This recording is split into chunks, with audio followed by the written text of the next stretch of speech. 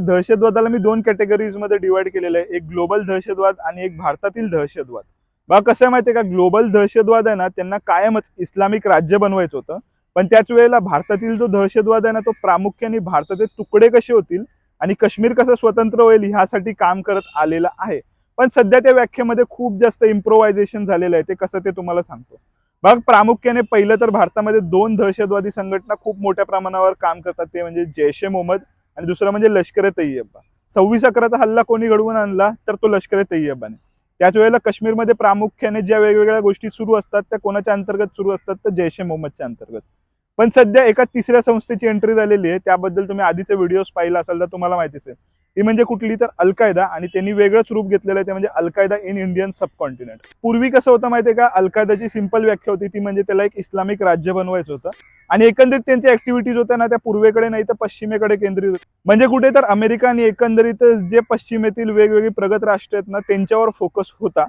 पण आता सध्या त्यांचा फोकस शिफ्ट झालेला आहे भारताकडे. बघा, ग्लोबल टेररिझमवर आपण कधीतरी नंतर बोलूच, पण सध्या भारतातील दहशतवादाबद्दल बोलायचं झालं तर याच अल-कायदा इन इंडियन सबकॉन्टिनेंटनी एक नवीन व्याख्या भारतामध्ये रूढ केलेली आहे. एकंदरीतच दहशतवादी प्रवृत्तीची लोक आहेत ना त्यांच्या मनामध्ये, आणि त्यांना सांगितलेलं आहे की आपल्या भारताला गजवाए हिंद बनवायचं आहे, कधी तर 2047 पर्यंत, ज्या वेळेला भारताच्या स्वातंत्र्याचे 100 वर्ष असतील ना त्या वर्षापर्यंत. आता हे गजवाए हिंद वगैरे काय गोष्टी आहेत ना, ती मी येणाऱ्या काळामध्ये सांगेन. तर वेगवेगळे जे फॅक्शन इस्लामिस्ट दहशतवादाची होते ना, ते आता काही प्रमाणावर एकत्र आलेले दिसतात आणि एकत्र येऊन ते गजवाए हिंदसाठी काम करताना दिसतात. म्हणजे एकंदरीत फक्त आता काश्मीर हाच त्यांचा मुद्दा राहिलेला नाहीये, तर अखंड भारत आहे ना, त्याला कन्वर्ट करायचं आहे गजवाए हिंद या कॉन्सेप्टमध्ये. बघा, एकंदरीत आहे ना, जाता जाता मी तुम्हाला एक इंटरेस्टिंग गोष्ट सांगतो, बाकी आपली स्टोरी टू बी कंटिन्यूड राहील.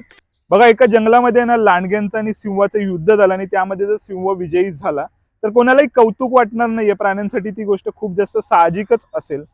पण एकंदरीत एका सिंहाबरोबर युद्ध झालं, किंवा एका सिंहाचं एखाद्या गेंड्याबरोबर किंवा मग हत्तीबरोबर युद्ध झालं आणि त्यामध्ये तो सिंह विजयी झाला ना, तर नक्कीच त्याची वाहवाही होईल, इतकं मात्र खरं आहे. पण इथे तर हे लांडगे आहेत जे कायमच निष्पाप लोकांचे लचके तोडत राहतील, ते कुठे सिंह किंवा जंगलाचा राजा होणार आहेत. तुम्हाला एकंदरीत याबद्दल काय वाटतं ते कमेंट सेक्शन मध्ये कळवा. बाकी हर हर महादेव.